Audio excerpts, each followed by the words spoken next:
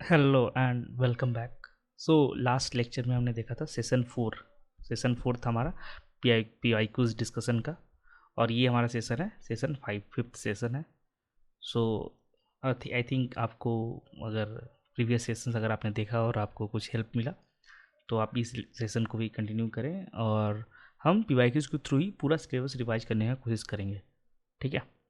और अगर आप, मैं एक गारंटी से कह सकता हूँ कि जितने भी पीआई सेक्शन लेंगे, अगर ये सारे आप कर लोगे तो आप ऑलमोस्ट बहुत ही ईजी से आप यूजीसी नेट, ठीक है, जीआरएफ हो जाओगे। ठीक है, बहुत आसानी से। तो इस लाइक कि आप कंटिन्यूअस सारे करने पड़ेंगे।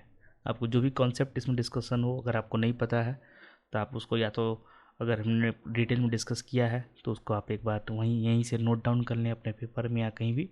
ठीक है, तो ये करना पड़ेगा। Okay. So without wasting time हम बढ़ते हैं आगे की तरफ। और प्लीज़ उसके पहले आप, अगर हो सके पॉसिबल हो तो प्लीज़ डू लाइक, शेयर या कमेंट कर दें, शेयर कर दें। और टेलीग्राम जो ग्रुप ज्वाइन कर लें। ठीक है, वहाँ पे जो भी डिटेल्स हैं वो हम अपलोड करते जाएंगे। तो बढ़ते हैं हम आगे। ठीक है। तो पहला सवाल हमारा है सैटेलाइट इमेजरी इवेलुएशन से। कोई पूछेगा ये कब का पीआईक्यू है, तो ये 2010 का। आप देखोगे इसमें कुछ कुछ क्वेश्चन ऐसे हैं जो बाद में रिपीट हुए हैं 2022 में, 23 में, 24 में। ठीक है। तो ऐसा नहीं है कि पुरानी चीज़ें आना बंद हो गई हैं, वो बहुत पुराने से उठा के रिपीट करते हैं। ठीक है। तो सैटेलाइट इमेजरी इवेलुएशन हमें देखना है। ठीक है। इसमें पहला सवाल है, तो इसमें पहला सवाल है कि पिक्सल जो हमारा यूज होता है, pixel is use in evaluation of satellite imagery. It refers to, जो पिक्सल यूज होता है इवेलुएशन में सैटेलाइट इमेजरी के, तो इसका मतलब क्या है। ठीक है, मैंने पूछा कि मतलब पिक्सल का मतलब क्या है। तो पिक्सल का फुल फॉर्म पहले याद होता है। ठीक है, ये पूछ देते हैं कई जगह। ठीक है, तो पिक्चर का फुल फॉर्म होता है पिक्चर, पिक्सल का फुल फॉर्म एलिमेंट। ठीक है, तो फुल फॉर्म क्या होता है। ठीक है, पिक्चर एलिमेंट, पिक्चर एलिमेंट। ठीक है। और ये पिक्चर एलिमेंट क्या होता है, पिक्सल क्या होता है, स्मॉलेस्ट अपना डिस्क्रीट यूनिट होता है किसका, डिजिटल इमेज का, रिमोट सेंसिंग में। ठीक है, सबसे जो स्मॉलेस्ट यूनिट होता है डिजिटल इमेज का, तो यही होता है पिक्सल। ठीक है। और जो ईच पिक्सल, जो प्रत्येक यूनिट है पिक्सल का, सपोज ये 1 पिक्सल है, 2 पिक्सल है, तो ये सब, ये जो प्रत्येक पिक्सल है, ठीक है, जो ईच पिक्सल है वो रिप्रेजेंट करता है किसको, ठीक है, ग्राउंड सैम्पलिंग डिस्टेंस को। ठीक है, ग्राउंड पे जो भी ग्राउंड सैम्पलिंग डिस्टेंस है, या फिर उसको स्पेशियल रिजोल्यूशन कर सकते हैं, उसको रिप्रेजेंट करता है। ठीक है। और अलग अलग सेंसर का अलग अलग पिक्सल होते हैं, जैसे मोडिस है। ठीक है, एक सेंसर है मोडिस। ठीक है, तो मोडिस का 250 मीटर से 1 किलोमीटर तक का है। फिर लैंडसेट है, लैंडसेट का 30 मीटर का पिक्सल है। ठीक है, तो स्पॉट का 2.5 से 10 मीटर का है। तो ऐसे ही कर करके है। ठीक है, तो इसमें मेनली हमें पूछ रहा है कि इसका मतलब क्या है, कि फोटो आयोनिक रेडिएशन होगा नहीं, photo induced X-ray immediate light होगा नहीं, प्रिंटेड एक्सरे रेडिएशन होगा नहीं। ठीक है, इनका कोई रिमोट सेंसिंग से लेना देना नहीं है, फैब्रिकेटेड टर्म है। सबसे सही आंसर क्या है, ये कि 100 किलोमीटर रीजन एक इमेज है, तो मतलब कि 100 × 100 किलोमीटर पिक्सल का उनका इमेजरी है। ठीक है, कि ये बहुत ही इंपॉर्टेंट टॉपिक है। ओके, पिक्सल बहुत ही इंपॉर्टेंट है। ठीक है, और हर साइज, जैसे कि मतलब सपोज 1 किलोमीटर इंटू 1 किलोमीटर का एरिया है, 1 किलोमीटर इंटू 1 किलोमीटर का एरिया है, और इसका इमेजरी ली है, तो इससे फ़ोटो लिए, सपोज फ़ोटो खींचे, फ़ोटो खींचेंगे तो बहुत सारे छोटे छोटे पिक्सल हो सकते हैं, इससे भी छोटे छोटे पिक्सल हो सकते हैं। ठीक है, आया समझ में। ठीक है, तो जो हमारा रिजोल्यूशन है वो इस पर डिपेंड करता है कि कितने छोटे छोटे पिक्सल्स हैं। जितने अच्छा अपना जितने ज़्यादा पिक्सल रहेंगे उतने ज़्यादा डिटेल्स रहेंगे। ठीक है, तो ये सिंपल सी बात है। ओके, तो इसमें कई सारी चीज़ होती हैं, जैसे स्पेक्ट्रल रेजोल्यूशन होता है, रेडियोमेट्रिक रेजोल्यूशन होता है, टेम्पोरल रिजोल्यूशन होता है, डिफरेंट तरह के रेजोल्यूशन होते हैं। तो वो सब हमने बहुत पहले लेक्चर में पढ़ा था, उसको एक दिन हम कवर कर लेंगे, एक दिन पूरा जीआईएस शॉर्ट में जल्दी जल्दी में एक दिन कवर करेंगे। ठीक है, तो इसका app short form picture element होता है। ठीक है, और इसका 100 किलोमीटर का जो है वो हुआ बात है। ठीक है, और ये स्पेशल रिजोल्यूशन और उसका जो भी अपना पिक्सल से प्राइस का रिलेशन है वो दिया हुआ है, तो आप देख सकते हैं। ठीक है, तो सैटेलाइट इमेजरी का इवोल्यूशन का तरीका होता है, इवेल्यूएशन का तरीका होता है। ठीक है, तो उसका डायमेंशंस क्या क्या देते हैं, स्पेशल रिजोल्यूशन देखते हैं, स्पेशल रिजोल्यूशन में ही पिक्सल आता है। ठीक है, पिक्सल यहीं पे आता है स्पेशल रिजोल्यूशन में, कि कितना छोटा डिटेल्स को हम देख सकते हैं। दूसरा है स्पेक्ट्रल फिडेलिटी का, कि कलर्स वैल्यूज़ कितने एक्यूरेट हैं। तीसरा है टेम्पोरल रिजोल्यूशन का, कि एक ही एरिया को कितनी बार देखा गया, ठीक है। फिर है जियोमेट्रिक एक्यूरेसी का, कि वो जो एरिया हम फोटो में है हमारे पास ऊपर से जो लिया गया वो ग्राउंड पे कितना एक्यूरेट है। फिर है रेडियोमेट्रिक क्वालिटी का, कि जो ब्राइटनेस वैल्यू जो सही है या कम कि नहीं है, या फिर ज़्यादा ब्राइट ले लिया है या ज़्यादा डार्क ले लिया है एरिया की फ़ोटो को, ठीक है। फिर इवैल्यूएशन प्रोसेस में देखते क्या है, डेटा एक्विजिशन का, कि डेटा पहले सबसे पहले प्रोसेस क्या है कि इमेजरी हम डेटा लेंगे, सैटेलाइट इमेजरी डेटा लेंगे। फिर प्री प्रोसेसिंग करेंगे, रेडियोमेट्रिक जियोमेट्रिक करेक्शन करेंगे, क्लाउड मास्क से क्लाउड को हटाएंगे, मोजैक करेंगे, सारे लेयर्स को एक के ऊपर मोजैक करेंगे। फिर रेफरेंस डेटा ग्राउंड ट्रूथ को कलेक्ट करेंगे और उसके थ्रू इसको हम कंपेयर करेंगे। फिर एनालिसिस करेंगे, ठीक है, मैट्रिक्स को डिफरेंट डायमेंशंस में, और फिर इंटरप्रेट करेंगे। इंटरप्रेट में क्या होगा, इंटरप्रेटेशन में होता है कि जो समराइज करते हैं किसी चीज़ को, रिजल्ट्स को, जो भी अंडरस्टैंडिंग लिमिटेशंस क्या क्या हैं उसके हिसाब से फिर डिसीजंस बनाते हैं, ठीक है। तो कॉमन मैट्रिक्स जो है और उसके एग्जांपल है स्पेशियल, ठीक है, तो उसके एग्जांपल है RMSE, ठीक है, एज प्रिजर्वेशन, ये सब है।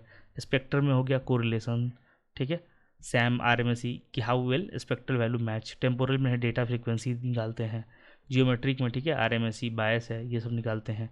रेडियोमेट्रिक में रेडियोमेट्रिक RMSE निकालते हैं, ठीक है, ओके। जैसे कि यहाँ पे एग्जांपल दिया है, ठीक है भाई, कि जैसे कि अगर हाई रेजोल्यूशन की तस्वीर है तो जो भी फोटो ली है जैसे वो बहुत अच्छे से आता है जैसे, और जो लो रेजोल्यूशन की तस्वीर है वो उतने अच्छे से नहीं आती। सिंपल से कैमरा है जो अपने मोबाइल फ़ोन कैमरा, ज़्यादा मेगापिक्सल के कैमरे में ज़्यादा डिटेल्स होते हैं, ठीक है, और कम मेगापिक्सल कैमरे में कम डिटेल्स होते हैं, मतलब कि थोड़े से जूम करने पर ब्लर हो जाएंगे, ठीक, फटने लगता है इमेज, और इसमें ज़्यादा जूम होता है, ज़्यादा डिटेल्स होते हैं, ठीक है। तो ये सब चीज़ें होती हैं सैटेलाइट्स की इमेजरी के इवेलुएशन में। नेक्स्ट हमारा सैटेलाइट ऑर्बिटल एल्टीट्यूड्स है, कि जियो stationery satellites orbit above the earth at about, कि जियो स्टेशनरी जो सैटेलाइट है वो अर्थ के ऊपर, अर्थ के एबव, ठीक है, कितने ऊपर क्या करते हैं, ऑर्बिट करते हैं। 10 किलोमीटर, 500 किलोमीटर, 1500 किलोमीटर की 36,000 किलोमीटर, ठीक है। तो जियो स्टेशनरी जो ऑर्बिट है, ठीक है, जो जियो स्टेशनरी ऑर्बिट है अगर उसका एग्जैक्ट देखा जाए तो वो है 35,786 kilometre above the earth surface. Earth surface से इतना ऊंचा है, वो भी कहाँ से, अर्थ के इक्वेटर से, अर्थ के इक्वेटर से, ठीक है, अर्थ के इक्वेटर से ये इतना ऊंचा है 35,786 किलोमीटर जियो स्टेशनरी ऑर्बिट। तो ये लगभग किसके बराबर आ गया, ये 36,000 किलोमीटर के बराबर आ गया, ठीक है।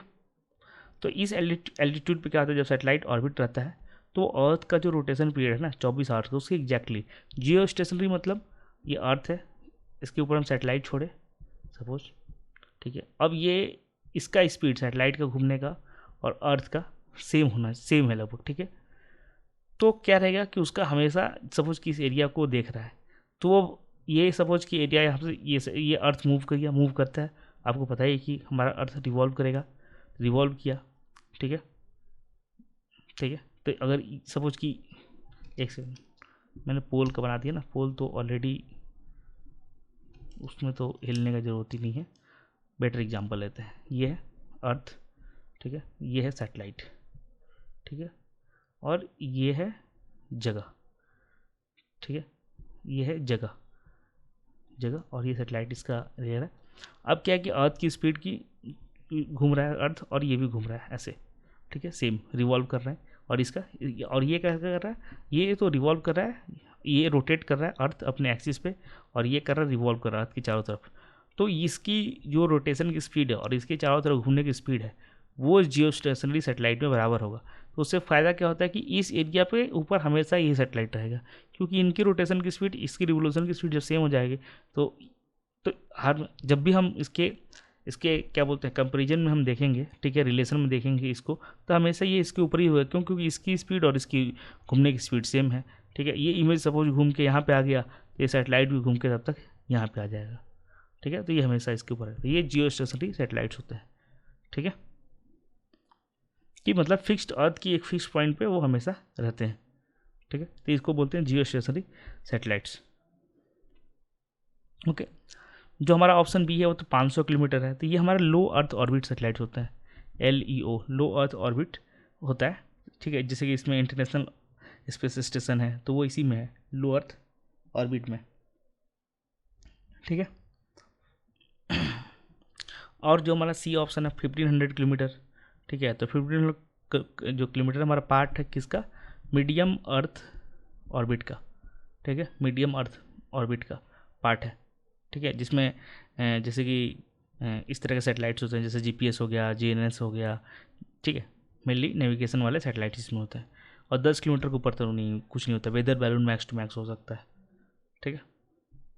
तो ये सब चीज़ें हमें ध्यान देना है, ठीक है। इसमें हम एक इंडियन सैटेलाइट का भी सोच रहे हैं सीरीज, ठीक है। उसको प्लान करते हैं, उसको मॉर्निंग में डाल देंगे, ठीक है, रिकॉर्ड करके उसको लेक्चर को, ताकि वो हेल्प करे शॉर्ट में जल्दी जल्दी एकदम ऐसे टेबल बना के, ताकि जल्दी कवर हो जाए। ताकि ये सब चीज़ें थोड़े ऐसे एरिया हैं जो रटने वाले हैं और उससे मार्क्स बन जाते हैं, ठीक है। तो जियो स्टेशनरी ऑर्बिट के बारे में बात किए थे, ठीक है, हमने अभी, ठीक है। अब यहाँ पे टाइप्स ऑफ सैटेलाइट्स हैं, तो यहाँ पे हमने सारे कंपेरिजन दे दिए हैं, ठीक है। आप देख सकते हो पॉज करके। जियो स्टेशनरी सैटेलाइट्स है, ठीक है। फिर एक होता है दूसरा जियो सिंक्रोनस सैटेलाइट्स होता है, तीसरा मीडियम अर्थ, लो अर्थ, ठीक है, पोलर ऑर्बिट, ये तो है ही। तो पहले इन दोनों में समझते हैं, जियो स्टेशनरी सैटेलाइट का मतलब समझते हैं। तो इसका तभी हमने पढ़ा कि 35,786 किलोमीटर, यानी कि 36,000 किलोमीटर अर्थ के एबव रहता है, ठीक है। लगभग 24 घंटे का पीरियड रहता है। क्यों? क्योंकि फिक्स है अर्थ के रोटेशन की स्पीड से, ठीक है। 1 पॉइंट पर फिक्स रहता है, ठीक है। Direction west to east, okay. इसकी यूज़ क्या है? जैसे कम्युनिकेशन के लिए, वेदर फॉरकास्टिंग के लिए, डिजास्टर वार्निंग के लिए, डेटा ब्रॉडकास्टिंग के लिए। अब डिजास्टर की सपोज यहाँ पे कुछ हो गया अर्थ पे, तो ये यहाँ पे सैटेलाइट फिक्स रहेगा तभी तो देख पाएगा। ये अलग स्पीड से घूमेगा, ये अलग स्पीड से घूमेगा, तो मालूम चलेगा कि सैटेलाइट यहाँ पे और दुर्घटना यहाँ पे घट गई, डिजास्टर, तो पता ही नहीं चलेगा, ठीक है। दूसरा होता है जियो सिंक्रोनस सैटेलाइट्स। ये भी, इनका क्या है, ये एक पॉइंट पर फिक्स नहीं रहते हैं, ठीक है।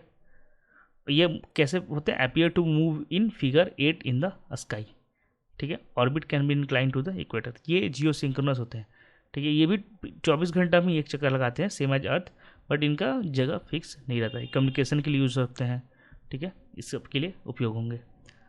उसके बाद हमारा चलते हैं पोलर ऑर्बिट सैटेलाइट, सीधे इधर। ये इनका एल्टीट्यूड होता है लगभग 500 से 1000 किलोमीटर, ठीक है। और ये नॉर्थ पोल या साउथ पोल के ऊपर पास करते हैं। जैसे ये सब सैटेलाइट्स हैं, ये तो फिक्स है, ये ऐसे घूम रहा है, ठीक है। ये सैटेलाइट ऐसे घूमते हैं, नॉर्थ से साउथ, ऊपर से नीचे। ये पूरे ग्लोबल अर्थ का कवरेज देते हैं, ठीक है। क्यों? क्योंकि अर्थ इनके बीच में घूम रहा है ना, अर्थ तो ऐसे घूम रहा है, ठीक है। और ये ऐसे ऐसे घूम रहा है, ये ऐसे ऐसे घूम रहा है, ठीक है। और अर्थ इनके बीच में घूम रहा है ऐसे ऐसे, ठीक है, ऐसे ऐसे घूम रहा है। तो ये पूरा कवरेज देते हैं, ठीक है। और यूजुअली ये सन सिंक्रोनस होते हैं, ठीक है, सन सिंक्रोनस, ओके। सन सिंक्रोनस मतलब कि जहाँ जहाँ जैसे दिन रात होगा उसके हिसाब से, कि हमेशा दिन वाले एरिया में रहेंगे उसी स्पीड से वो, ठीक है। मीडियम अर्थ में होते हैं, ठीक है। मीडियम अर्थ में सैटेलाइट्स होते हैं, तो उनका पीरियड 2 से 12 आवर्स होता है, और ये फिक्स नहीं होते हैं। और इसमें कम सैटेलाइट चाहिए, किससे? लोअर अर्थ ऑर्बिट से कवरेज के लिए, क्योंकि जितना ऊंचा रहेगा उतना दूर का एरिया को देख पाएगा ना, और जितना नज़दीक रहेगा उतने छोटे एरिया को देख पाएगा, और मीडियम है तो थोड़ा और बड़े एरिया को देख पाएगा। सिंपल सा लॉजिक है ना। तो जो मीडियम अर्थ का उसका नेविगेशन के लिए यूज होता है, कम्युनिकेशन के लिए भी यूज होता है।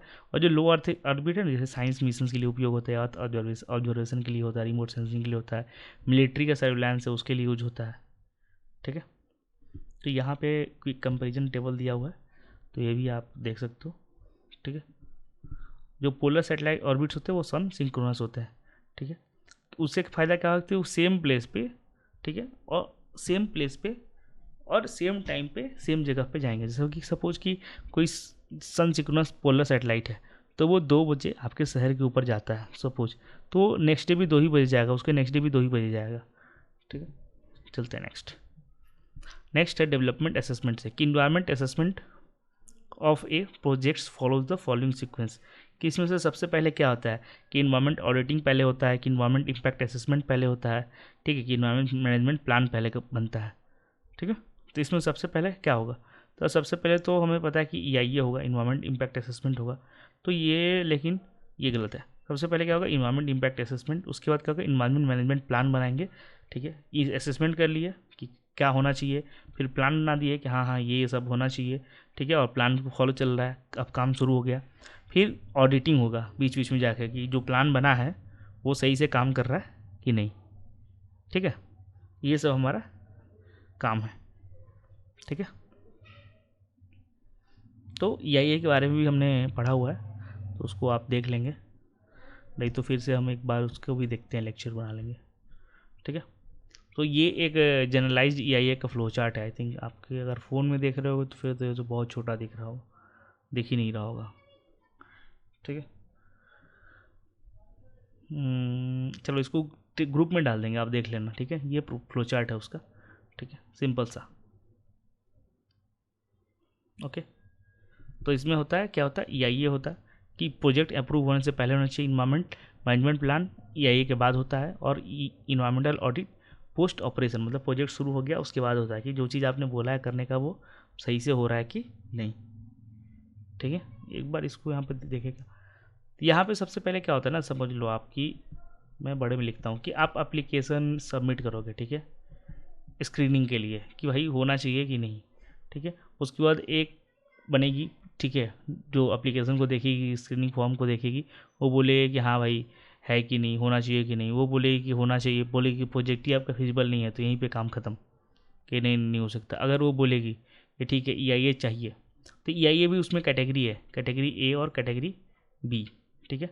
तो उसके हिसाब से फिर आगे की चीज़ें होती हैं, ठीक है। इसको एक लेक्चर में ही कवर कर लेंगे, EIA पे छोटा सा 5 मिनट का लेक्चर बना लेंगे। नेक्स्ट हमारा ब्लूप्रिंट फॉर डेवलपमेंट, ठीक है, कि agenda 21 was an outcome of the meeting, ठीक है, कि एजेंडा 21 किस मीटिंग का आउटकम था, रियो डी जेनेरियो का, कि स्टॉकहोम का, ठीक है, कि वियना का, किस मीटिंग का पार्ट था, ठीक है।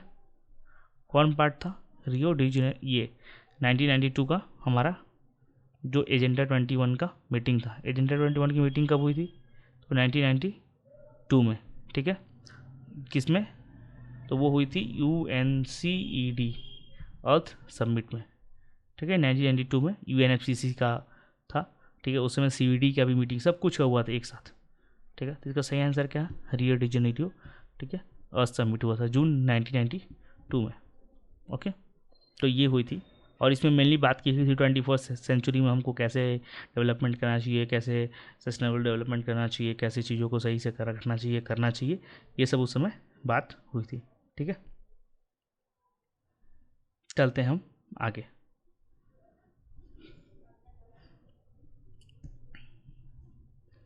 तो ये एजेंडा 21 हुआ, अर्थ समिट जिसको बोलते हैं, उसमें हुआ था। इसमें बहुत सारे 40 चैप्टर्स हैं, ठीक है। मेजर एरिया है सोशल इकोनॉमिक कंजर्वेशन का, ठीक है, मेजर क्रॉप्स को स्ट्रेंथनिंग का, मीन्स ऑफ इम्प्लीमेंटेशन का, कि पैसे कहाँ से आएंगे, ये सब करने का, ठीक है। उसके बाद इसमें लेवल ऑफ एक्शन बात किया गया था, ग्लोबल से, नेशनल से, लोकल से, फिर इंडिविजुअल एक्शन की भी बात की गई थी। तो ये सब बेसिक चीज़ें हैं, ठीक है। इसमें डिटेल में हम इसको हम देखेंगे, ठीक है, इसका कैसे क्या होता है। फिर एक कार्बोनेट मिनरल्स, डोलोमाइट। तो डोलोमाइट इज़ कैरेक्टराइज्ड एज, जो डोलोमाइट है उसको कैरेक्टराइज किया जाता है कैसे, ठीक है। तो डोलोमाइट क्या है, एक आइसोमॉर्फ ऑफ कैल्साइट है, ठीक है, सबसे पहले तो नहीं, ये सिंपली सिर्फ आइसोमॉर्फ ऑफ कैल्साइट नहीं है, ठीक है। अगर ऑप्शन बी देखें, ए फिक्स्ड कंपोजिशन ऑफ, ठीक है, कैल्शियम ऑक्साइड, ठीक है, मैग्नीशियम, ठीक है। तो कैल्शियम मैग्नीशियम रेशियो जो है ये क्या हुआ है, तो ये रेशियो तो भाई इम्प्योर है, ठीक है। तो ये तो नहीं है, मतलब स्टियोमेट्रिक, आप स्टियोक्योमेट्रिक के तरह आप इसको अरेंज करें तो ये सही नहीं आएगा, तो ये तो गलत हो गया। ये पॉलीग्राफ ऑफ लाइम स्टोन है, नहीं ये भी गलत है। तो सही सही क्या है, तो डोलोमाइट क्या है, कि आइसोमॉर्फिक सब्स्टिट्यूशन है बिटवीन कैल्शियम कार्बोनेट और मैग्नीशियम कार्बोनेट, ठीक है। अब आइसोमॉर्फिक सब्स्टिट्यूशन क्या होता है, तो इस पर हमने लेक्चर ले रखा है, और शायद लास्ट वाले प्रीवियस ईयर क्वेश्चन में भी हमने इस पर डिस्कस किया था, ठीक है, इसके बारे में कि ये क्या होता है, ओके। चलते हैं आगे। तो ये डोलोमाइट होता है ऐसा, ठीक है, ये आइसोमॉर्फिक सब्स्टिट्यूशन है, ठीक है। मतलब क्या है कि इसके जगह कभी ये आ जाता है, इसके जगह कभी AS का आ जाता है, ठीक है। और डोलोमाइट कब फॉर्म होते हैं, जब मैग्नीशियम की जगह, सॉरी कैल्शियम की जगह मैग्नीशियम आ जाता है, ठीक है। आइसोमॉर्फिक सब्स्टिट्यूशन, आइसोमॉर्फिक सब्स्टिट्यूशन में क्या होता है, जो क्रिस्टल लैटिस है वो नहीं बदलता है, ठीक है। क्रिस्टल मतलब जो जिस तरह से अरेंज है मॉलिक्यूल्स, ठीक है, वो नहीं बदलते हैं। सपोज ये ऐसे अरेंज है layer by layer, layer by layer, तो ये नहीं बदलेगा, ठीक है। बस क्या होगा कि सपोज यहाँ पे यहाँ पे सपोज कैल्शियम है तो इसकी जगह रिप्लेस होकर यहाँ पे मैग्नीशियम आ जाएगा, लेकिन ये स्ट्रक्चर सेम रहेगा। ठीक है, तो ये है अपने कार्बोनेट मिनरल्स का बारे में। ओके, तो इसमें इंपॉर्टेंट कौन है, कैल्साइट है, डोलोमाइट है, ठीक है, एर्गोनाइट है, मैग्नेटाइट है, सेडिराइट है। ठीक है, तो ये सब कार्बोनेट मिनरल्स होते हैं। ओके, नेक्स्ट हमारा कैटायन एक्सचेंज कैपेसिटी से। ठीक है, कैटायन एक्सचेंज कैपेसिटी। तो कैटायन एक्सचेंज कैपेसिटी होता क्या है, तो ये मेजर करता है एबिलिटी किसका, सॉइल मिनरल का, ठीक है, या फिर सॉइल का, कि टू होल्ड, कि होल्ड कितना कर पाता है, and exchange positively charge nutrients. ठीक है, जो पॉजिटिवली चार्ज न्यूट्रिएंट कैटायन्स है, तो पॉजिटिवली चार्ज न्यूट्रिएंट कैटायन कौन है, तो कैल्शियम है, ठीक है, मैग्नीशियम है, ठीक है, मैग्नीशियम है, ठीक है, पोटेशियम है, ठीक है, अमोनिया है, ठीक है, हाइड्रोजन है। तो ये सब लगभग पॉजिटिवली चार्ज है। तो इनके बीच का जो एक्सचेंज होता है, ठीक है, वो कैटायन एक्सचेंज, मतलब कि सॉइल की कितनी एबिलिटी है और सॉइल कितना होल्ड करके रख सकता है, उसको बोलते हैं कैटायन एक्सचेंज कैपेसिटी। ठीक है, पॉजिटिवली चार्ज न्यूट्रिएंट कैटायन्स का। ठीक है, अब जो कैटायन एक्सचेंज कैपेसिटी है, ठीक है, ध्यान से सुनने का, तो वो डिपेंड किस पे करता है, स्पेसिफिक सरफेस एरिया पे, डिग्री कितना है, डिग्री ऑफ आइसोमॉर्फस सब्स्टिट्यूशन कितना हो रहा है, मतलब कैल्शियम की जगह मैग्नीशियम कितना आ गया, मैग्नीशियम की जगह कैल्शियम कितना आ गया। ठीक है, ठीक है, तो ये सब चीज़ें होती हैं। ठीक है, तो इसमें पूछा है कि किसका ज़्यादा है और किसका कम होगा। ठीक है, ये अरेंज करने को बोला है। ओके, तो ये तो सिंपल सी चीज़ें हैं कि इसमें कुछ चीज़ें ऐसी हैं कि जो हमें याद करके जाना पड़ेगा, तो ये होगा। ठीक है, तो इसमें सही आंसर किसका है, तो सही आंसर इसमें डी है। ठीक है, ये ठीक है, मॉन्ट मोरिलोनाइट और कैलोनाइट और इलाइट की सबसे ज़्यादा जो कैटायन एक्सचेंज कैपेसिटी है वो मॉन्ट मोरिलोनाइट का होता है, फिर कैलोनाइट का होता है, फिर इलाइट का होता है। और ये क्वेश्चन कई बार आ चुका है। ठीक है, रिसेंट में भी ये आ चुका है। ठीक है, तो ये चीज़ हमें समझना है। ओके, तो आए समझ में। ठीक है, तो चलते हैं नेक्स्ट।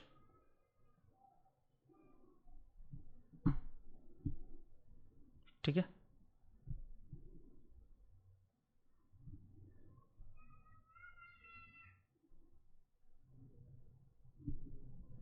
तो यहाँ पे भी दिया है कैटायन एक्सचेंज कैपेसिटी के बारे में कुछ बेसिक्स दिए हैं। Total capacity of soil to hold exchangeable cations, ठीक है, on surface of soil particles are release them in soil solution जब जरूरत हो। ठीक है, कैसे होता है, तो एक्सचेंज करते हैं, रिलीज करते हैं, रिप्लेस करते हैं। ठीक है, कॉमन एक्सचेंजेबल आयंस है, तो पोटेशियम है, कैल्शियम है, मैग्नीशियम है, सोडियम है, अमोनियम है और हाइड्रोजन है। ठीक है, अगर हाइयर CEC है, सपोज कैटायन एक्सचेंज है कैपेसिटी कहीं ज़्यादा है सॉइल की, तो हाइयर न्यूट्रिएंट होल्डिंग है। ठीक है, और उसका मतलब बेटर सॉइल फर्टिलिटी होगा और बेटर सॉइल प्रोडक्टिविटी होगा।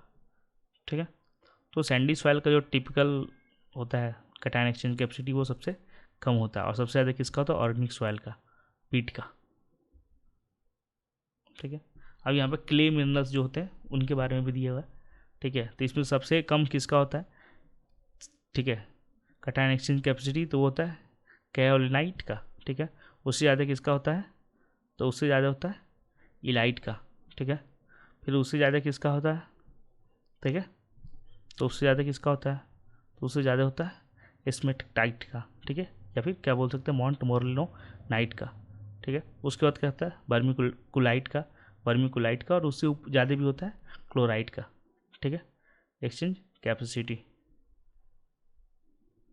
ओके, तो ये होता है क्लोराइड का मतलब कम होता है, सॉरी क्लोराइड का कम होता है। हाँ, तो ये सब चीज़ें हैं।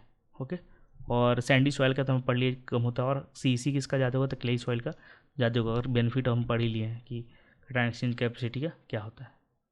ठीक है, चलते हैं नेक्स्ट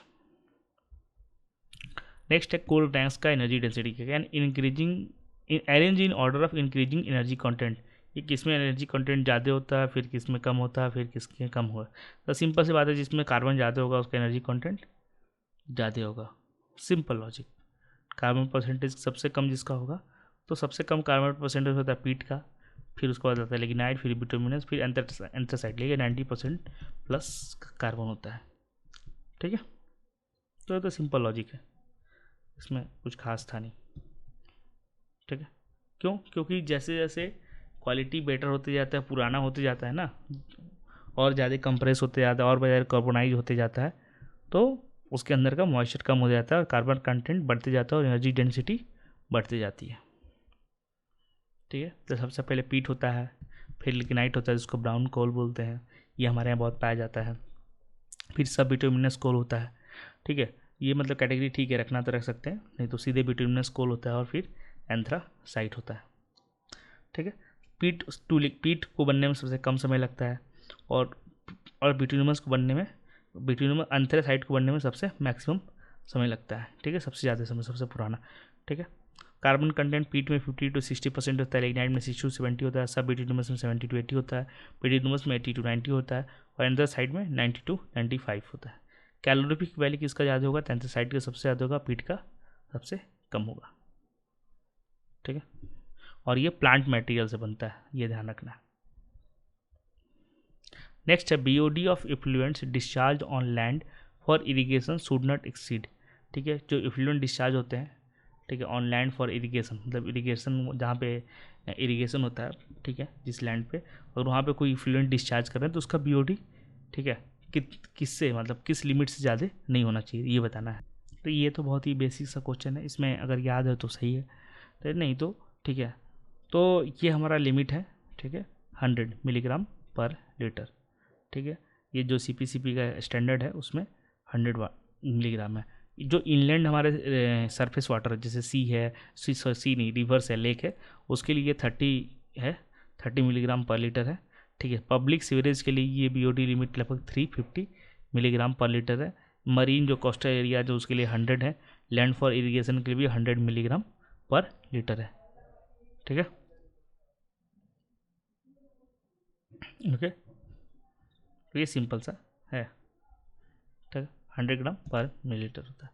तो यहाँ पे जो बेसिक और भी है वो दिया हुआ है। ठीक है, तो बीओडी क्या होता है? तो amount of dissolve oxygen in milligram पर litre required by micro organisms to destabilise biodegradable organic matter in water sample होता है। ठीक है, बीओडी को मेजर कैसे करते हैं? तो BOD measure as 5 days of incubation at 20 degree centigrade.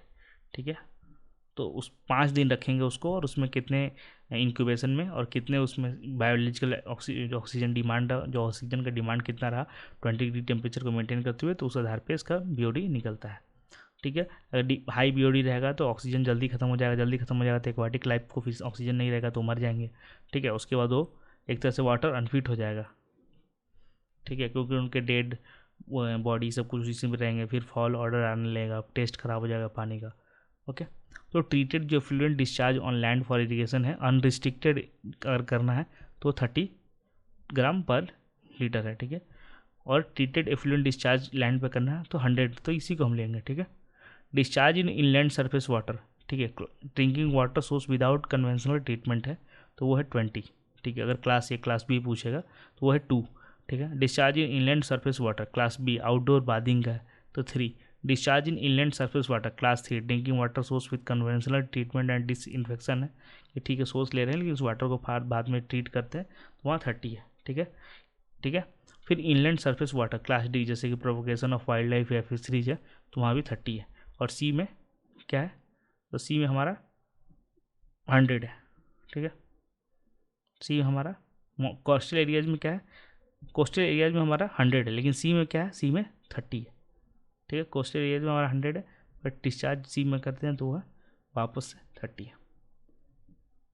ठीक है, और बीओडी मेजर कैसे करते हैं? डीओ इनिशियल जो डिजोल्व ऑक्सीजन है इनिशियल माइनस डीओ फाइनल 5 दिन बाद।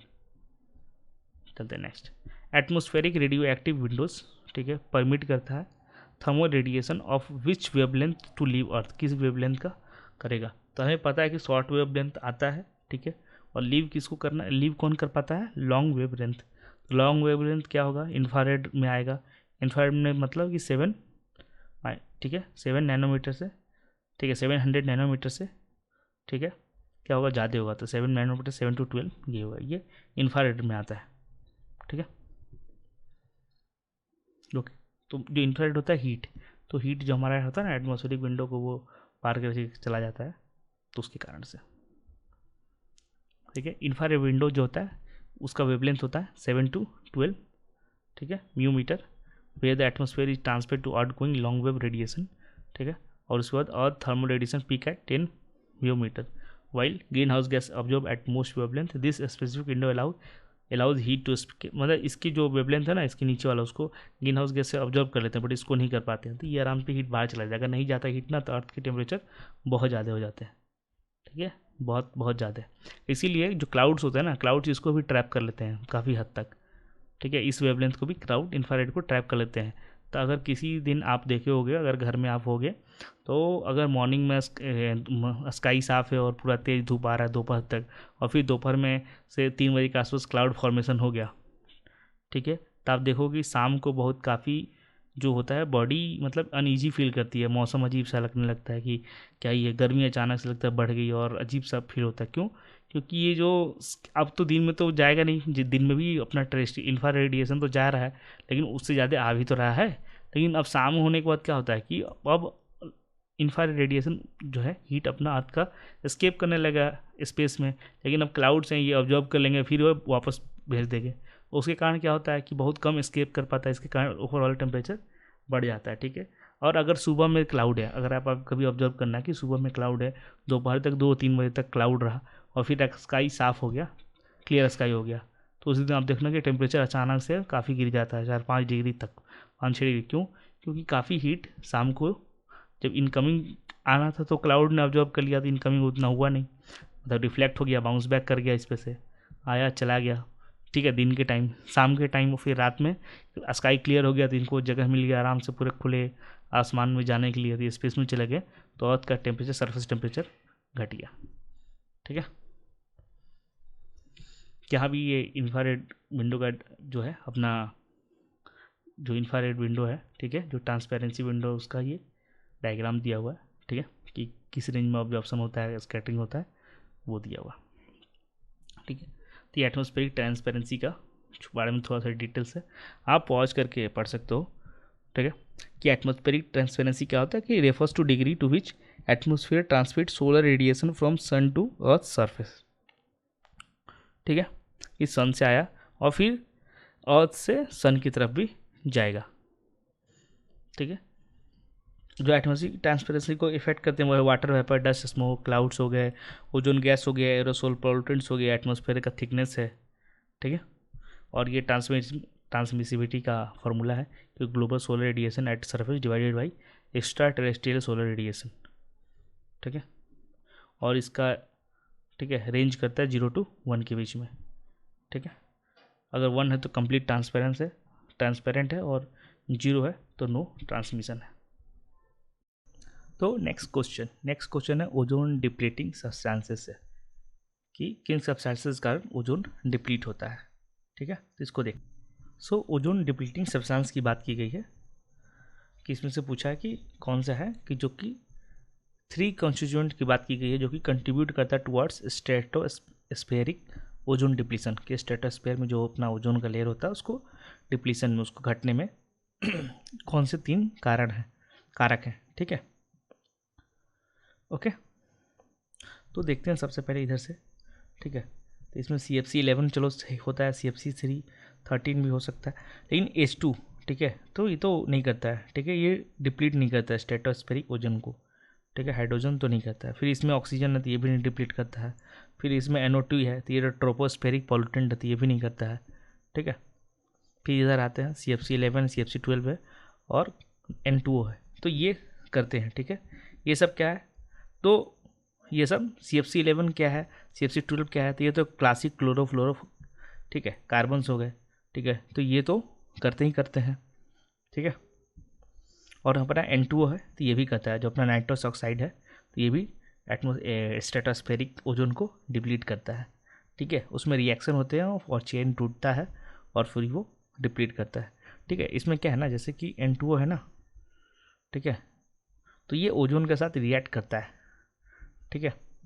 जो N2O है वो क्या होता है, तो स्ट्रेटोस्फेयर में जो N2O है ना वो क्या होता है कि उसके साथ रिएक्शन होता है, ठीक है, एक्साइटेड हो जाता है, तो एक्साइटेड हो जाता है तो N2O, ठीक है, एक्साइटेड हो जाता है तो फिर उसमें रिएक्शन होता है, ठीक है, तो वो NO हो जाता है प्लस ओजोन, ऐसा हो जाता है, ठीक है।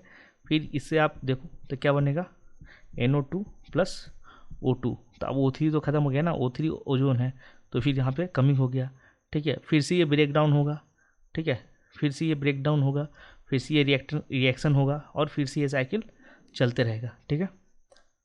ओके, तो ये ओजोन डिप्लीटिंग। CFC भी ऐसे ही होता है, ओके, CFC भी ऐसे ही होता है क्योंकि उसमें क्या होते हैं, क्लोरोफ्लोरो होते हैं, ठीक है। तो उसमें जैसे कि CFC में क्या होता है, CFC12 को मान लें तो, ठीक है, CCl2F2 होता है, ठीक है।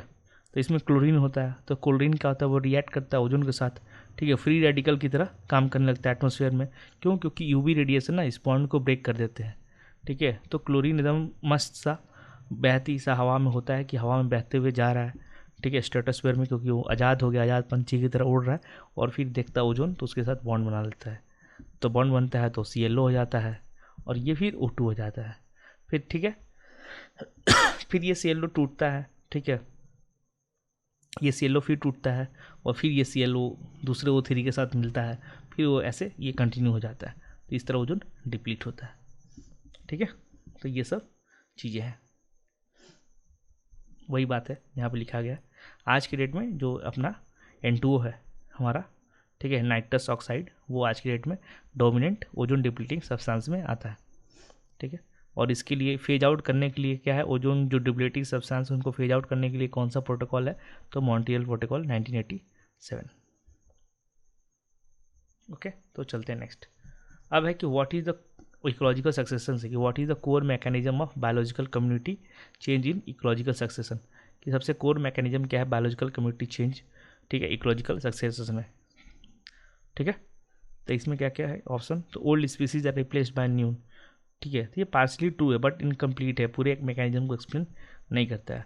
बी का हमारा old species evolve into new species, ठीक है, ये तो इवोल्यूशन की बात करें और इसका बहुत ज़्यादा टाइम स्केल होता है। सॉरी, जो सक्सेशन का टाइम स्केल होता है उससे ज़्यादा टाइम स्केल पे इसका होता है, तो ये तो होगा नहीं। फिर है न्यू स्पीसीज डिस्प्लेसमेंट, ठीक है, कि दूसरे स्पीसीज को, तो ये तो पार्सली ट्रू है, मोस्टली इमिग्रेशन के केस में होता है बट कंप्लीट नहीं है, ठीक है। फिर है इन्वायरमेंटल मॉडिफिकेशन पर स्टेज, ठीक है, तो ये सही है कि ईच स्टेज में, हर स्टेज में जो अपना सक्सेशन का जो हर स्टेज होता है उसमें, ठीक है, मॉडिफिकेशन होता है इन्वायरमेंट में और उस इन्वायरमेंट के हिसाब से नया स्पीसीज अडेप्ट करता है, ठीक है, ठीक है, कि वो हर सक्सेस स्टेज इन्वायरमेंट को मॉडिफाई करता है ताकि जो नेक्स्ट कम्युनिटी है वो अच्छे से आके थ्राइव कर सके, ठीक है। तो ये हमारा इकोलॉजिकल सक्सेशन का है, ठीक है। चलते हैं आगे। तो ये है फैसिलिटेशन मॉडल, इसको बोलते हैं कि इस cereal stage modify the environment, मतलब हर इस जो स्टेज होता है वो मॉडर्न इन्वायरमेंट को मॉडिफाई करता है, सो दैट जैसे सॉइल क्वालिटी का, लाइट को, मॉइस्चर को, ताकि जो नया जो कम्युनिटी है वो आ सके, ठीक है। और इसमें क्या होता है कि अपने लिए खुद के लिए लेस सूटेबल बनाता है, तो धीरे धीरे वो एक्सटेंड हो जाएगा, उसकी जगह दूसरा आ जाएगा, या फिर वो इसे स्टैंड करेगी या थोड़े मॉडिफिकेशन के साथ तो वो रह जाएगा, ठीक है। तो इसमें होता है जैसे पाइनियर स्पीसीज होती हैं वो बेयर रॉक्स पे आती हैं, जैसे लाइकेंस आते हैं, फिर स्मॉल एनुअल प्लांट्स आते हैं, तो ये मॉडिफाई किए ना, पहले रॉक्स था, लाइकेंस आए, थोड़े केमिकल के कारण सिक्रेशन हुआ, टूटने के साथ स्मॉल एनुअल प्लांट्स आए वो और तोड़े, ठीक है, तो ये सॉइल बन गया, थोड़े ग्रासेज आए, पेरनियल ग्रासेज आ गया कि साल भर रहने वाले। फिर इंटरमीडिएट स्पीसीज आई, फिर थोड़ा और ब्रेक डाउन हुए और सॉइल का हुआ, इसमें क्या बोलते हैं ये सब प्लांट्स डेड हुए तो ह्यूमस ऐड हुआ, तो और मिनरल्स ऐड हुए, तो अब वो ग्रासेस सर्ब्स आ गए, सेट टॉलरेंट स्पीसीज आ गई। फिर क्लाइमेक्स कम्युनिटी आ गई कि सेट टॉलरेंट ट्रीज आ गई, जैसे ओक है, हिकोरी है, ये सब आ गए, ठीक है। यहाँ पे भी इकोलॉजिकल सक्सेशन के बारे में लिखा है कि ये क्या है, नेचुरल ग्रेजुअल प्रोसेस होता है by which the structure of an ecosystem changes over time leading to more stable community, ठीक है। यह है इकोलॉजिकल सक्सेशन, ठीक है। इसमें दो तरह का सक्सेशन, एक प्राइमरी, दूसरा सेकेंडरी। प्राइमरी क्या होता है कि लाइफलेस एरिया जहाँ पे कोई सॉइल एग्जिस्ट नहीं करता, रॉक है, बेयर रॉक से शुरू होता है, ठीक है, जैसे वोल्केनिक लावा वाला एरिया है या कोई नया आइलैंड बना है वहाँ से।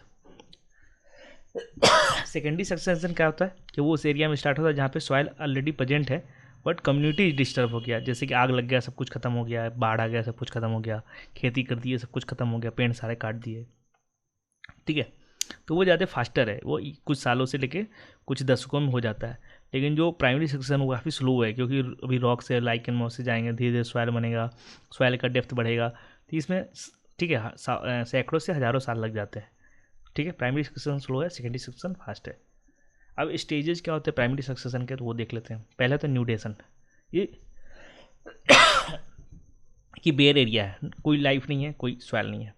सेकेंड क्या है, इन्वेजन, कि पाइनर स्पीसीज आएंगे, जैसे लाइकन्स, एल्गे, साइनोबैक्टीरिया आते हैं, अराइव होते हैं। फिर है एग्रीगेशन, कि सॉइल फॉर्मेशन बिगिन होगा, सॉइल बनना शुरू होगा, मोजेस हैं, स्मॉल प्लांट्स इस्टेब्लिश होंगे। फिर कंपटीशन और कोएक्शन होगा, कि उनके बीच कंपटीशन इंक्रीज होगा रिसोर्सेज के लिए, श्रब्स ग्रो होंगे। फिर रिएक्शन, फिर ट्रीज ग्रो करेंगे, फॉरेस्ट बनेगा, इन्वायरमेंट ज़्यादा सूटेबल होगा स्पीसीज के लिए। फिर स्टेबलाइजेशन, सॉरी, कि क्लाइमेक्स कम्युनिटी आएगी, स्टेबल और सेल्फ सस्टेनिंग कम्युनिटी आ जाएगी, ठीक है, ठीक है। तो ये हमारा है, ऐसे होता है, ठीक है। लास्ट में स्टेबलाइजेशन होता है, क्लाइमेक्स कम्युनिटी आती है, ठीक है। और कैरेक्टरिस्टिक ऑफ इकोलॉजिकल सेक्शन दिया कि ग्रेजुअल कंटिन्यूस प्रोसेस है, ये डायरेक्शनल है, प्रेडिक्टेबल है, ठीक है। और लास्ट में स्टेबल कम्युनिटी बनता है, ठीक है। इसमें रिप्लेसमेंट होता है वन कम्युनिटी बाय अनदर, ठीक है। और इसके कारण क्या होता है, रिजल्ट इन इंक्रीज बायोमास और स्पीसीज डाइवर्सिटी, ठीक है। चलते हैं आगे। नेक्स्ट है नाइट्रोजन साइकिल डायनेमिक्स है, कि nitrogen cycle which process returns elemental nitrogen back to atmosphere. इसमें से कौन सा प्रोसेस होता है जो कि जो एलिमेंटल नाइट्रोजन है उसको वापस से एटमोसफियर में भेजता है। नाइट्रोजन फिक्सिंग बैक्टीरिया तो नहीं, ये तो नाइट्रोजन लेते हैं एटमोसफियर से, फिक्स करते हैं ना, ये रिटर्न नहीं करते हैं, तो खींच लेते हैं एटमोसफियर से। फिर ये नाइट्रोजन फिक्सेशन बाय बीजी है, ठीक है। ब्लू ग्रीन एल्गा, तो ये भी तो क्या करता है, ये भी रिमूव करता है एटमोसफियर से, तो ये भी तो फिक्स, ये नहीं होगा। फिर है नाइट्रिफिकेशन प्रोसेस, ये क्या करता है, ये तो ये तो कन्वर्ट करता है ना NH4 को NO2 में, ठीक है। ये रिटर्न तो नहीं करता है नाइट्रिफिकेशन में, ठीक है। नाइट्रेट बनता है, फिर नाइट्राइट बनता है, ठीक है। डी नाइट्रिफिकेशन, तो ये प्रोसेस सही है, ठीक है। ये बैक टू एटमोसफेयर होता है, ठीक है। तो ये सक्सेशन चलता है कि सबसे पहले फिक्सेशन होगा, नाइट्रोजन फिक्सेशन होंगे, ठीक है, ब्लू ग्रीन एल्गे या फिर और जो बैक्टीरिया होता है उसके द्वारा। फिक्सेशन के बाद फिर होता है हमारा, वो एटमोसफेयर से लेते हैं, ठीक है। फिक्सेशन के बाद होता है नाइट्रिफिकेशन, ठीक है, नाइट्रिफिकेशन होगा, ठीक है। उसके बाद क्या होता है, एसिमिलेशन, एसिमिलेशन, ठीक है। तो फिक्सेशन हुआ, ठीक है, फिक्सेशन से नाइट्रिफिकेशन होगा, नाइट्रिफिकेशन से एसिमिलेशन होगा, ठीक है। एसिमिलेशन से फिर क्या होगा, एमोनिफिकेशन, मिनरलाइजेशन होगा, ठीक है। और मिनरलाइजेशन के बाद वापस डी नाइट्रिफिकेशन होगा, ठीक है। और इसमें हर जगह पे अलग अलग तरह के बैक्टीरियाज यूज होते हैं, ठीक है, हर प्रोसेस में, ठीक है। जैसे फिक्सेशन में हो गया राइजोबियम हो गया, ठीक है, एजोटोबैक्टर हो गए, ब्लू ग्रीन एल्गे हो गए, ठीक है, ओके। और अगर इंडस्ट्रियल लेवल पे हो रहा है तो हैबर-बॉस प्रोसेस होता है। फिर अमोनिफिकेशन होता है, तो अमोनिफिकेशन में डिकम्पोजर्स होते हैं जो ब्रेक डाउन करते हैं नाइट्रोजन को, ठीक है। फिर नाइट्रिफिकेशन होते हैं जहाँ पे कि नाइट्रोसोमोनाज बैक्टीरिया यूज होते हैं, ठीक है। एसिमिलेशन में तो जो प्लांट्स है वो ऑब्जर्व करता है, ठीक है। तो ये सब प्रोसेस होता है, ठीक है, कि डीनाइट्रीफाइंग नाइट्रोजन फिक्सेशन हो रहा है लिग्यूम्स के द्वारा, फिर एमोनिफिकेशन हो रहा है, अमोनिया में कन्वर्ट हो रहा है, ठीक है। फिर अमोनिफिकेशन से नाइट्राइट्स बनते हैं NO2-, फिर नाइट्रीफाइंग बैक्टीरिया उसको नाइट्रेट्स में करता है। अब नाइट्रेट्स रेडी है, प्लांट्स के लायक बन चुका है, तो ये असिमुलेट करता है, अपने अंदर खींच लेता है। और फिर डीनाइट्रीफाइंग बैक्टीरिया कुछ चीज़ों को वापस से एटमॉस्फेरिक नाइट्रोजन में कन्वर्ट कर देते हैं, ठीक है। तो ये सब है प्रोसेस। तो ये बेसिक सा एक बहुत ही डायग्राम है, इसको देख लेने का है, ठीक है। यहाँ पे स्टेप बाय स्टेप है कि फिक्सेशन होगा, एसिमिलेशन होगा, अमोनिफिकेशन होगा, नाइट्रिफिकेशन होगा, फिर डी नाइट्रिफिकेशन होगा, ठीक है। नेक्स्ट हमारा मिनरल सॉलिड सॉल्यूशन से, कोई जो आयरन है, मैग्नीशियम है, सिलिकेट्स है, वो फॉर्म करते हैं ideal solid solutions in which of the following, किस, ठीक है, इनमें से किनमें एक आइडियल सोल्यूशन फॉर्म करते हैं, कौन, आयरन और magnesium silicates form an ideal solid solution इसमें से किसके साथ, ठीक है, ओके। तो इसमें हम देखते हैं किसके साथ करते हैं। तो पहला क्या है, पायरोक्सिन। तो पायरोक्सिन में तो मतलब सॉल्यूशन एग्जिस्ट करता है आयरन का और मैग्नीशियम का, ठीक है, बट एल्यूमिनियम सब्स्टिट्यूशन काफ़ी कॉम्प्लिकेटेड है ठीक है, तो ये होगा नहीं। फेल्ड्सबर्ग में है, तो फेल्ड्सबर्ग में तो हमें पता है कि ये होगा ही नहीं, वहाँ पे तो बात आ जाता है कैल्शियम का, सोडियम का, पोटेशियम का, वहाँ पे तो एल्यूमिनो सिलिकेट्स होते हैं, तो ये तो होगा नहीं तो ये तो कैंसिल, ठीक है। फिर बात आता है माइका का। तो माइका का तो कॉम्प्लेक्स सब्स्टिट्यूशन इन्वॉल्विंग है, जैसे कि एल्यूमिनियम होता है, पोटेशियम होता है, आयरन है, मैग्नीशियम है तो सिंपल ये फॉर्मूला तो नहीं लगेगा कि आयरन मैग्नीशियम का एक्सचेंज हो जाए, सब्स्टिट्यूट कर ले एक दूसरे को, ठीक है। तो लास्ट में बचा ओलिवाइन, तो यहाँ पे होता है, ओलिवाइन में भी ये होता है, ठीक है। क्लासिक एग्जांपल है कि आइडियल सॉलिड सोल्यूशन बिटवीन, ठीक है, फायलाइट, ठीक है, आयरन एंड, फायलाइट होता है जिसमें कि आयरन एंड होता है मेंबर में, और ठीक है फॉस्फेराइड क्या होता है, मैग्नीशियम एंड मेंबर होता है, ठीक है। और जो मैग्नीशियम और आयरन का इसमें क्या होता है कि जो आयोनिक रेडियाई होता है ऑलमोस्ट सेम होता है, ठीक है, और चार्ज भी सेम है, +2 ठीक है। तो उसके लिए वो आसानी से एक दूसरे को सब्स्टिट्यूट कर देते हैं ओलिवाइन क्रिस्टल लैटिस में, ठीक है। तो ये समझने वाली चीज़ है ठीक है। जैसे कि हम बात किए ना किसके बारे में, FORSTERIT, ठीक है, फॉस्फेराइट। तो ये क्या होता है ये इसका फॉर्मूला होता है MgSiO4, ठीक है, क्यों ये मैग्नीशियम एंड का मेंबर है, ठीक है, मैग्नीशियम है इसके एक एंड पे। दूसरा होता है फायर लाइट, ठीक है, इसका फॉर्मूला होता है Fe2, ठीक है, ये Mg2 होता है, Fe2SiO4, ठीक है। तो ये हो गया आयरन एंड, तो ये आपस में एक्सचेंज कर लेते हैं, ठीक है कभी ये इसके जगह, और इसके कारण क्या होता है कि इनका लगभग जो आयनिक रेडियाई है और चार्ज तो सेम है ही, तो इसके कारण से जो क्रिस्टल लैटिस बनता है, ठीक है, जो क्रिस्टल बनता है क्रिस्टोग्राफी वाले चैप्टर में आप देखना उसमें बताए हैं, ठीक है, तो वो डिस्टर्ब नहीं होता है, ठीक है चलते हैं नेक्स्ट, ठीक है। तो ओलिवाइन जो है वो एक क्विटेंशियल आइसोमॉर्फस सीरीज है फाइलाइट और फॉस्फेराइट के बीच में।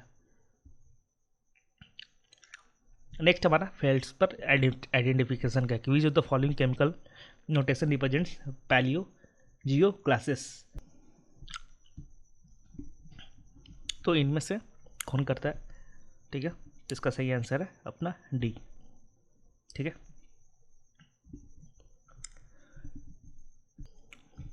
ठीक है। ये इसका एक्सप्लेनेशन है, आप पॉज करके पढ़ लेना, ठीक है। यहाँ पे फेल्ड्सबर्ग आइडेंटिफिकेशन का पूरा डिटेल में दिया हुआ है, इसको एक बार आप पॉज करके देख लेना, ठीक है। चलते हैं नेक्स्ट।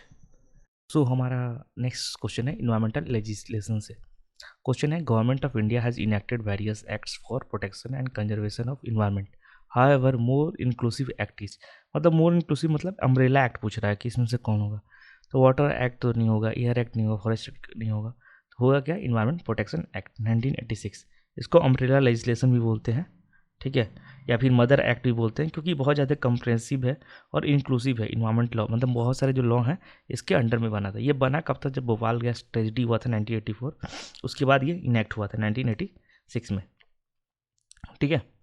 तो ये इसका काम क्या है, तो इसमें कोऑर्डिनेट करना होता है स्टेट और सेंट्रल की जो अथॉरिटीज़ हैं उनकी एक्टिविटीज़ को, ठीक है, इन्वायरमेंट का क्वालिटी स्टैंडर्ड जो भी होता है वो सेट करना होता है, एयर का, वाटर का, सॉयल का, तो ये सब कुछ इसी में है, ठीक है। चाहे EIA नोटिफिकेशन हो, हजार्डस वेस्ट रूल्स हो या बायोमेडिकल रूल्स हो, सब इसी के अंडर में ये आता है, ठीक है, ओके। तो इसलिए ये हमारा सही आंसर होगा EPA, ओके। चलते हैं नेक्स्ट, तो यही है, वही बात यहाँ पे लिखी हुई है, ठीक है, ओके। और ये टाइमलाइन है कि सबसे पहले वाइल्ड लाइफ एक्ट आया था, फिर वाटर एक्ट आया था, फिर फॉरेस्ट कंजर्वेशन एक्ट आया था, फिर एयर एक्ट आया था, तब ईपी आया था। ठीक है, तो ये चीज़ ध्यान देने की बात है। यहाँ पे इम्पॉर्टेंट जो इन्वायरमेंट के लॉज हैं वो हैं, वाटर एक्ट 1984 में आया था। ठीक है, और वाटर एक्ट के अंडर में ही बना हुआ है क्या, सेंट्रल और स्टेट जो पॉल्यूशन कंट्रोल बोर्ड है, याद रखना है वो वाटर एक्ट के अंडर में है। फिर एयर एक्ट है 1981 का। ठीक है, ओके, और फिर फॉरेस्ट एक्ट है 1980 का, और इन्वायरमेंटल प्रोटेक्शन एक्ट। तो ये बहुत ही बेसिक सी जानकारी है, इसको देख लेंगे। नेक्स्ट हमारा कोस्टल रेगुलेशन जोन से। ठीक है, तो कोस्टल रेगुलेशन जोन के होते हैं कि कैसे कैसे रेगुलेट होगा कोस्टल के एरिया, कैसे यूज करना नहीं करना, तो उसके लिए है। तो उसका क्वेश्चन क्या है कि CRZ notification, coastal regulation zone का जो नोटिफिकेशन है of Government of India specify the stages of seas, bays, storage etcetera as coastal areas requiring protection from development activities. ये कोस्टल एरियाज़ की प्रोटेक्शन चाहिए। ठीक है, तो कौन मतलब नोटिफिकेशन क्या है, पूछ रहा है कि कोस्टल रेगुलेशन जोन का नोटिफिकेशन गवर्नमेंट ऑफ इंडिया निकालती है, उसमें स्पेसिफाई करती है कि कहाँ तक सी का, बेस का या सुरेज का एरिया, ठीक है, उन कोस्टल एरिया के कंसीडर करेंगे और उनको प्रोटेक्शन रहेगा डेवलपमेंट एक्टिविटी से। ठीक है, तो इस क्या है, इसमें ऑप्शंस क्या क्या है, तो इसमें देखते हैं up to 500 metre of high tide line है, up to 150 metres of high tide line है, up to 500 metre of low tide line है, up to 100 metre of low tide line है। तो इसका सही आंसर है up to 5 metre of from high tide line. ठीक है, तो ये कोस्टल रेगुलेशन जोन है। ठीक है, जो 2019 में आया था। ठीक है, मतलब रिप्लेस किया था, रूल्स बहुत बार बने हैं। ठीक है, तो 2011 के रूल्स थे, फिर 2011 को 2019 के रूल्स आए। ठीक है, और ये EPA के अंडर में आता है, इन्वायरमेंट प्रोटेक्शन एक्ट के अंडर में आता है, जो कि कोस्टल एरिया के एक्टिविटीज़ को रेगुलेट करता है। ठीक है, तो कोस्टल रेगुलेशन जोन है वो एक्सटेंड करता है कहाँ से, जो हाई टाइड लाइन है वहाँ से 500 मीटर तक, मतलब लैंडवार्ड की तरफ, सी की तरफ नहीं, ज़मीन की तरफ। ठीक है, उसमें जोन होते हैं जैसे कि CRZ 1 होता है, CRZ 2 होता है। ठीक है, CRZ जो होता है सबसे ज़्यादा सेंसिटिव एरिया माना जाता है, 2 में है कि थोड़ा कम सेंसिटिव है, 3 उससे कम होता है, 4 उससे भी कम होता है। ठीक है, तो इस तरह से जोनेशन बने हुए हैं। ठीक है, ओके, जैसे CRZ 1 है, तो ये हमारा सिंपल सी बात है कि हाई टाइड लाइन कहाँ पे है, कि जहाँ पे मैक्सिमम जब हाई टाइड रहता है। ठीक है, हाई टाइड तो पड़े हो गए, लो टाइड हाई टाइड होता है। हाई टाइड के समय पानी और ज़मीन की तरफ आ जाता है, तो ज़मीन की तरफ जो मैक्सिमम जहाँ पानी रहता है, ठीक है, उसको बोलते हैं हाई टाइड लाइन। तो इस लाइन से 500 मीटर के इधर, ठीक है, लैंड की तरफ जो भी रूल्स बनते हैं उसके लिए बनते हैं, उसके लिए कोस्टल रेगुलेशन जोन होता है। ठीक है, तो ये बेसिक सा है। ठीक है, कि इसमें क्या दिया, तो सबसे पहले CRZ 1, तो कोस्टल रेगुलेशन जोन 1 है, ये इंटरटाइडल एरिया है और 12 नॉटिकल माइल्स तक है। ठीक है, ये इंटरटाइडल जोन किसको बोलते हैं, जो हाई टाइड लाइन और लो टाइड लाइन के बीच का एरिया हो, मतलब हाई टाइड लाइन और ये लो टाइड लाइन, ये सबसे कम यहाँ पे पानी जाता है। ठीक है, तो ये एवरेज रहता है, ऐसा नहीं है कभी कभी यहाँ तक भी जा सकता है, कभी कभी ये यहाँ तक ही रहेगा, लेकिन सबका एवरेज है। ठीक है, कि एवरेज यहाँ पे लो टाइड लाइन का निकाले, हर इनके बीच का एरिया को क्या बोलते हैं हम, इंटरटाइडल एरिया बोलते हैं। ठीक है, और ये तो इंटरटाइडल जोन से लेके 12 नॉटिकल माइल्स तक, ठीक है, ये CRZ 1 में आता है। ठीक है, CRZ 1 में। CRZ 2 क्या है, तो 500, CRZ 2 500 मीटर्स। ठीक है, area between 200 and 500 metres from high tide line से 200 मीटर और 500 मीटर। ठीक है, CRZ 3 क्या है, 200 मीटर तक, और CRZ 4 क्या है, ठीक है, तो वो 500 की मेनली ये है, 500 मीटर तक। ठीक है, 500 मीटर तक। ठीक है, तो ये सब चीज़ें हैं। चलते हैं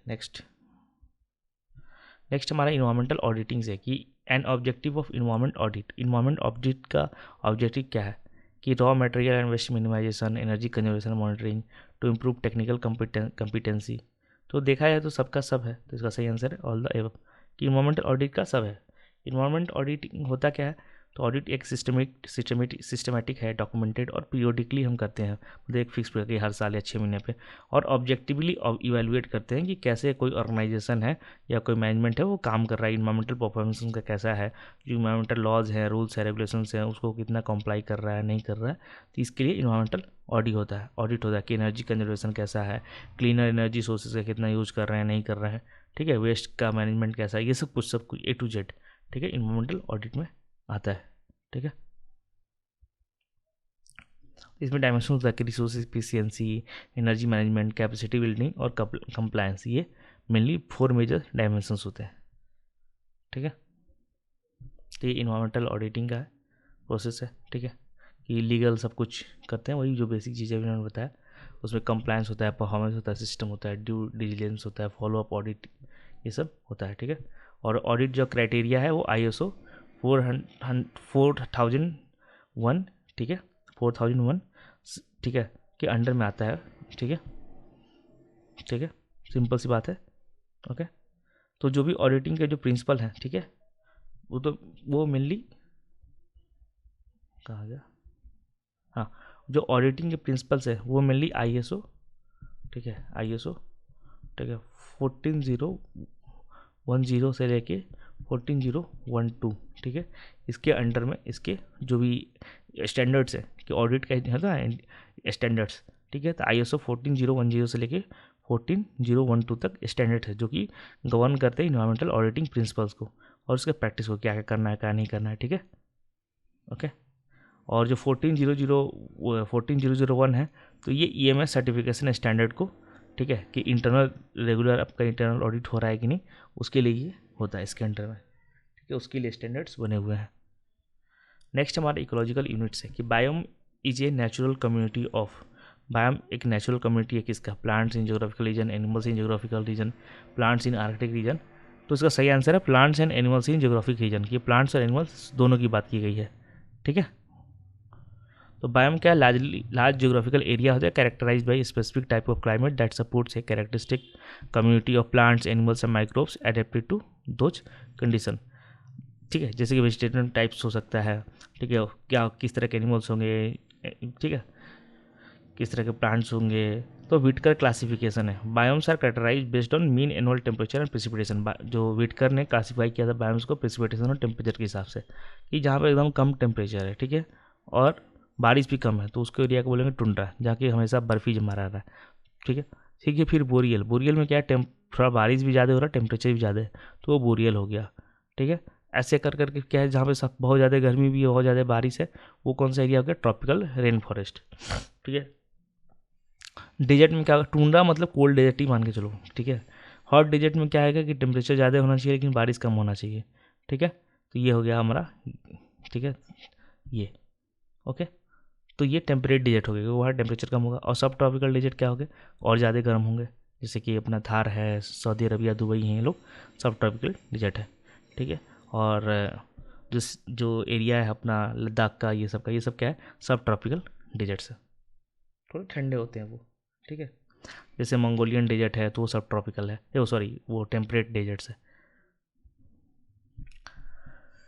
फिर ये बायोम का बेसिक्स तो दिया है कि बायोम क्या होता है, क्या क्या climate, latitude, altitude, soil type, ये सब पे डिपेंड करता है।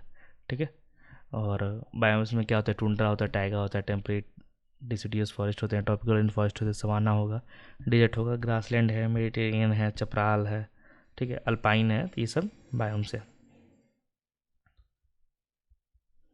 नेक्स्ट हमारा थ्योरीज ऑफ सक्सेशन पे, who propose the succession is not orderly and directional but it is heterogeneous. ये किसने बोला था कि क्या बोलते हैं, अपना सक्सेशन है वो ऑर्डरली नहीं होता है और डायरेक्शनल नहीं होता है, बाकी हेट्रोजेनस है।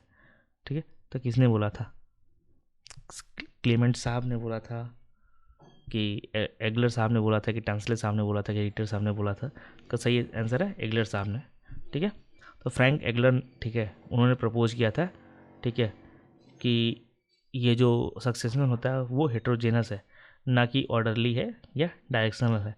ठीक है, क्लेमेंट ने बोला था ना, वो डिटर्मिनिस्टिक व्यू लेके आया था। क्लेमेंट साहब ने बोला था कि नहीं नहीं, ऑर्डरली होता है और डायरेक्शनल होता है, और उसका अपोजिट व्यू लेके आए थे, चैलेंजिंग क्लेमेंट साहब के व्यूज़ को चैलेंज करते हुए फ्रैंक एगलर साहब आए थे कि नहीं नहीं नहीं, ये तो हेट्रोजेनस है। ठीक है, डिटर्मिनिस्टिक नॉन डिटर्मिनिस्टिक है। ठीक है, तो ये बात है। ठीक है, तो चलते हैं नेक्स्ट क्वेश्चन पे। ओके, तो नेक्स्ट हमारा यही बात है कि क्लेमेंट वर्सेस एगलर था। ठीक है, तो ये अलग अलग, दोनों ने अलग अलग चीज़ें बोली थी। ठीक है, चलते हैं आगे। आगे का इकोलॉजिकल फूड चेन की बात की गई है। ठीक है, कि in an ecosystem A food chain dead organic matter earthworm sparrow falcon, ठीक है। In an ecosystem A food chain क्या है, dead organic matter earthworm sparrow falcon. अगर ये है तो एक फूड चेन दिया हुआ है, डेड ऑर्गेनिक मैटर है, उसको अर्थवॉर्म खाता है, अर्थवॉर्म को स्पैरो, स्पैरो को फाल्कन। ये किस तरह का है, तो हमेशा फूड चेन ध्यान रखना है कि वो किस तरह का होगा, जब शुरुआत कहाँ से हो रहा है।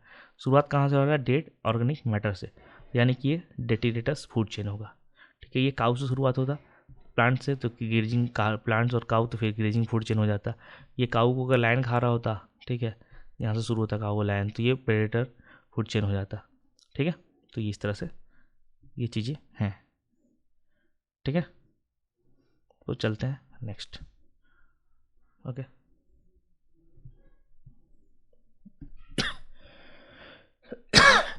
ठीक है, कि जैसे ग्रासलैंड का फूड चेन है।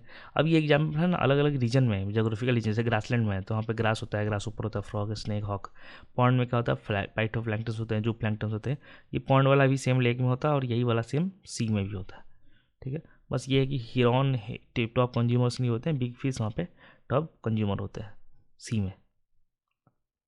फिर फॉरेस्ट में क्या होता है, लीव्स हैं, कैटरपिलर खाते, स्मॉल बर्ड्स, आउल, लेपर्ड, ठीक है। तो ये चीज़ हमें देखना। और ये लिंड्समैन लॉ का है कि हमेशा क्या बोलते हैं 10% ही जाता है नेक्स्ट टॉपिक लेवल में, मतलब कि जो एनर्जी आया सपोज 10,000 यूनिट, तो नेक्स्ट जो खाएगा उसको सिर्फ 1000 यूनिट मिलेगा, उसका नेक्स्ट जो खाएगा वो 100 मिलेगा, उसका नेक्स्ट जो खाएगा उसको सिर्फ 10 यूनिट मिलेगा, ठीक है। नेक्स्ट हमारा nutrient exchange, the rate of biogenetic nutrients between abiotic and biotic components of an ecosystem is referred as, ठीक है। कि न्यूट्रिएंट एक्सचेंज का कि जो रेट है बायोजेनेटिक न्यूट्रिएंट्स, ठीक है, बिटवीन एबायोटिक और बायोटिक कंपोनेंट इकोसिस्टम, उसको क्या बोलते हैं, तो उसको सिंपल से बोलते हैं टर्नओवर रेट। नहीं है तो लेक में होता है टर्नओवर होता है, प्रोडक्शन रेट नहीं होगा, स्टैंडिंग रेट भी नहीं होगा, इसका क्या होगा, साइक्लिंग रेट, ठीक है। कि rate of nutrient movement between abiotic और बायोटिक पुल, ठीक है। जैसे बायोजियोकेमिकल साइक्लिंग रेट होता है ना, तो वही है मेन की, जैसे कि साइक्लिंग होता है पोटेशियम, क्या बोलते हैं, फास्फोरस का होता है, ठीक है, सल्फर का साइकिल होता है, कार्बन का साइकिल होता है, नाइट्रोजन का साइकिल होता है, इन सबका अपना अपना साइकिल होता है। तो उसके केस में ये है, ठीक है।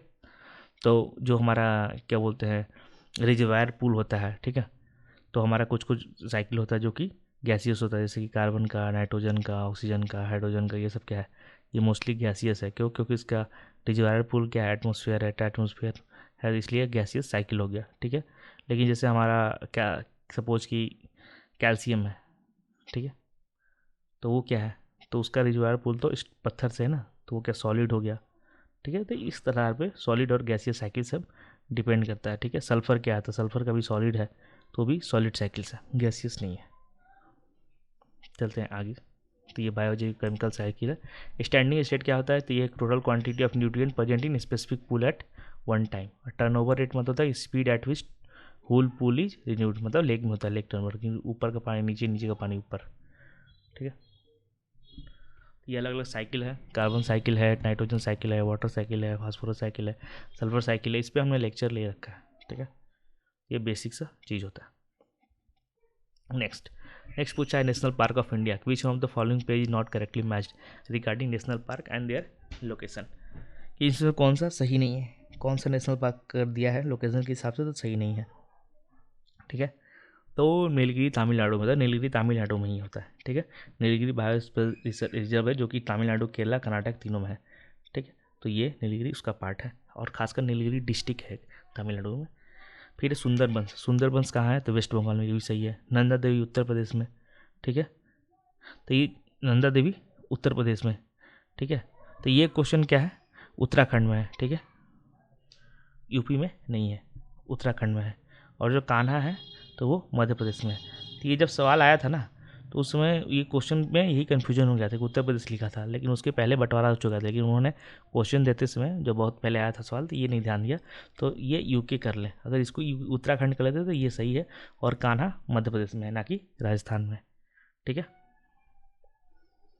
ओके, कान्हा टाइगर रिजर्व है अपना, ठीक है। कान्हा नेशनल पार्क भी है, कान्हा टाइगर रिजर्व भी है, जो कि बालाघाट डिस्ट्रिक्ट में है, मंडला और बालाघाट डिस्ट्रिक्ट में।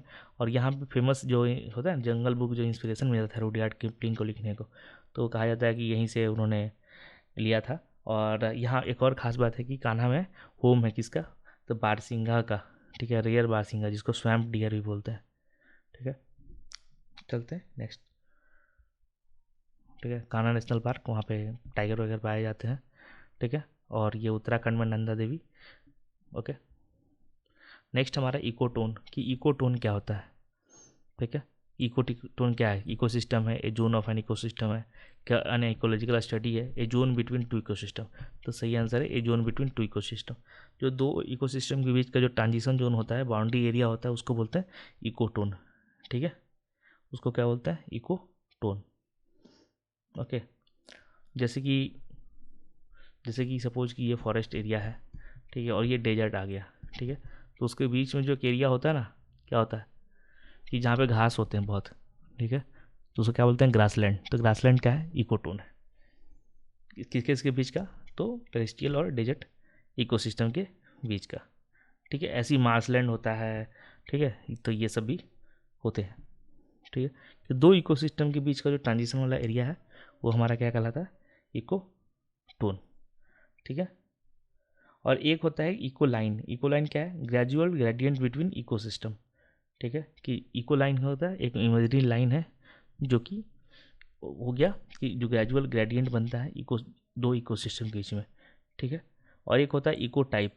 ठीक है, तो इको टाइप क्या होता है, टर्म तो जेनेटिक वेरिएशन जो डिपेंड करता है लोकल कंडीशन पे। ठीक है, तो वो इको टाइप होता है। इसका एक वो बना देंगे हम, देखते हैं, तो एक पीडीएफ बना देते हैं जिसमें सारे चैप्टर वाइज जो भी टर्म्स है ना उस सबको एक जगह कर देंगे। तो चलते हैं, देखते हैं नेक्स्ट।